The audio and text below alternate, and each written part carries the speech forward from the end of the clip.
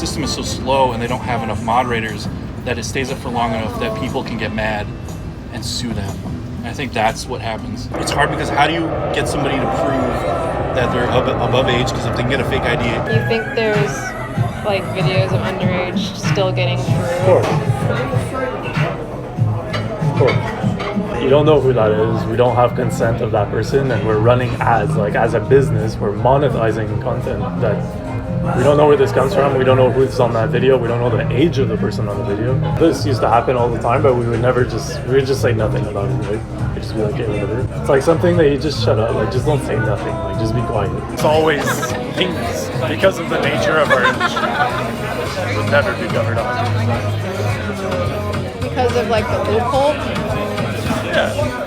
Pornhub, under the parent company MindGeek, now rebranding as ALO, allows the general public to upload pornographic videos. Activists have criticized Pornhub for not requiring IDs for everyone in these uploaded videos. As 10-year veteran Pornhub product manager Mike Farley explains in our previous video, rapists and traffickers, quote, make a lot of money off a verification loophole Pornhub's chief product officer has told him to, quote, shut up about. Today, hear from Dylan Rice. Rice works for MindGeek as a senior scriptwriter. In fact, he's worked there over 5 years. How long have you been there? 6 years, 7 years? Rice also tells our undercover reporter about MindGeek's moderation failures. They made so much money, and they were like top of the world, but they fumbled so hard because they didn't take any of that money and reinvest it into moderation or like quality of the site. They just kind of gave it all to executives, and then they just made a shit ton of profit. So then when all these controversies started happening about like, remove this content, what about this company, your advertisers are bad, they didn't have enough background and funding to fight back. They didn't do enough for their own work. So I think that hurt them really hard. A lot of people got fired. Like, all the people in charge of Pornhub were like wiped out. They brought in a whole bunch of new people. Right. Because like they were kind of, I wouldn't say incompetent, but they were kind of like very naive. They're like, oh, we're like a household brand, so like nothing bad can ever happen to us. And then it did, and like subs go down, views go down, get rid of them. They just didn't plan for the future a lot, really. So I would say there probably was some like teen men and women like on there, and it gets flagged and it gets taken down, but the system is so slow and they don't have enough moderators that it stays up for long enough that people can get mad and sue them. And I think that's what happens. Rice says Pornhub could operate legally using content from pornography studios that keep 2257s, records that the actors are indeed of legal age, but Pornhub views that content as competition to its vastly unverified user-uploaded content. But like, you also have this entire division of pay sites that are professional studios. We have all our legal paperwork, 2257s, like people with like millions of fans, followers, just use that content, but they don't want to. It's competition, which is backwards. So for the user uploads, do you think things still like slip through the cracks? I think so, but it's also, it's hard because how do you get somebody to prove that they're above age? Because if they can get a fake ID, and like a lot of the stuff honestly is from like South America, Europe, Germany, like Eastern Europe, Czechoslovakia, Prague, and like they have different identification systems. Over the years and still today, victims of abuse have sued Pornhub and its parent company, MindGeek, which owns many top traffic pornography websites, for its alleged role in profiting off illegal videos and sexual abuse. In December 2020, following a massively popular article by Nicholas Kristof in the New York Times, Pornhub removed 80% of its videos and vowed to fix its moderation practices. Listen to Rice and Farley give our undercover reporter the inside scoop. It all started basically because somebody who complained to a writer, like a column writer in the New York Times.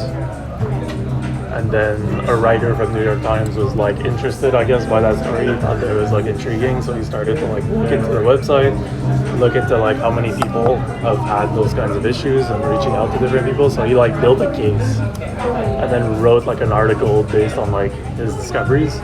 And then we should have, like, this used to happen all the time, but we would just say nothing about it, right? We'd just be like, hey, whatever. And for some reason, like, our SEO or CEO this time decided to respond response, and we did like a huge public reply to that article, which kind of put the article in the spotlight. And then it's just like backfired, you know. It was so obvious that it was gonna backfire. Like when they did that, I was like, bro, you're like an adult company. Like nobody wants to like nobody admits they watch that. Like nobody. It's like something that you just shut up. Like just don't say nothing. Like just be quiet. You know. Like don't try to be like, oh, they're wrong and we're like the industry leader. I read like New York Times talking about some, girl when she was under 18 had videos of her uploaded to Pornhub. And she wanted to get them taken down. Christoph's article's lead subject is Serena Fleites. When Fleites was 14, an older boy shared naked videos of her, and the videos found their way to Pornhub. Every time Fleites begged Pornhub to remove a video of her 14-year-old self, someone would re-upload the video to gain more hundreds of thousands of views. The problem is I think the way he did it, he uploaded it so it looked like she was uploading it. So they were like, you're reporting yourself, like what's going on? And they didn't have a lot of moderators, so they didn't deal with it in a timely fashion. But then after they finally took it down a long time later, it took years. December 2020. December 2020 was like Doom's month for Pornhub.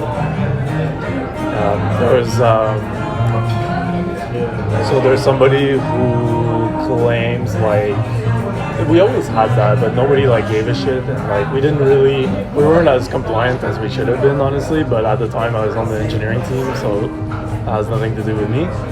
But we weren't very careful and like, okay, well, what is this video? You know, like it'd be like voyeur video from the beach and stuff like that. Like it's like, you don't know who that is. We don't have consent of that person, and we're running ads. Like as a business, we're monetizing content that we don't know where this comes from. We don't know who's on that video. We don't know the age of the person on the video.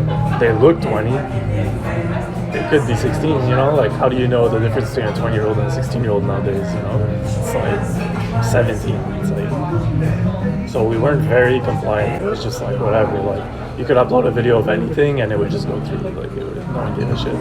They would just be looking for like murder videos, like like snuff films. Like obviously the content formatter people, like they would just be running through videos all day and just skimming through them and be like, oh yeah, no one got killed this week. Like they kind of fucked up, honestly. Like while that was happening on the engineering side, like on our side, we had to like delete all the content that's bad. Take it all off the website. Like we had to flush like 80% of our video content we took down because we started to look at our site from that perspective, like that compliance perspective. We're like, hold on, like who is that? I don't know. I can't tell you. Like how could I guarantee you that this girl wants to be on here and is over 18 and she's aware that she's here? How could I do that as a company? You can't. So you have to take the content off because it's like you're monetizing that content, and it's like adult content. It's not like a girl riding a bicycle, you know. It's like it's a little intense. So, yeah. And then they use like the people from the article as like examples of like, because it was like a girl who like, for example, said like she was on video.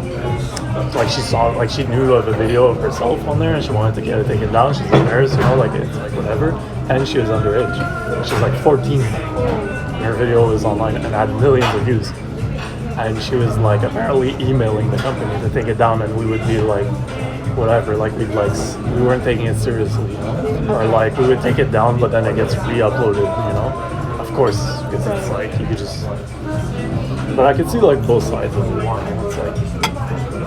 I definitely feel like we weren't compliant as a company. That's obvious. We didn't do the due diligence that obviously we should have, but at the same time, it's like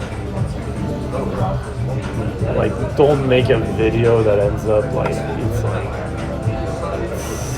kind of like what do you expect?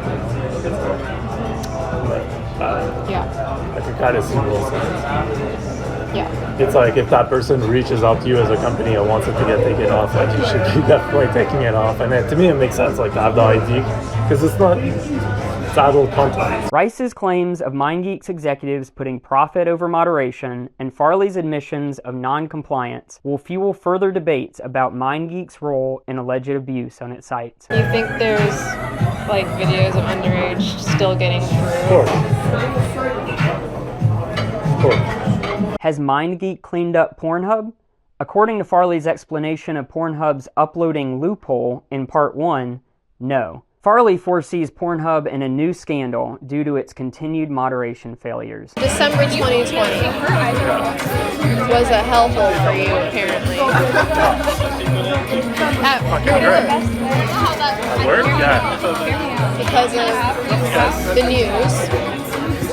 Yes. Do you think that would ever happen again?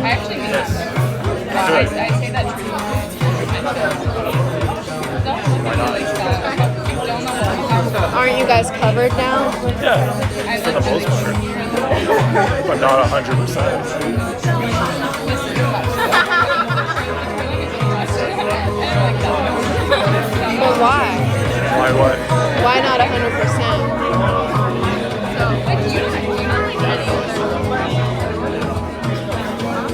Because there's always things, because of the nature of our industry, that would never be covered up. Because of like the loophole? Yeah.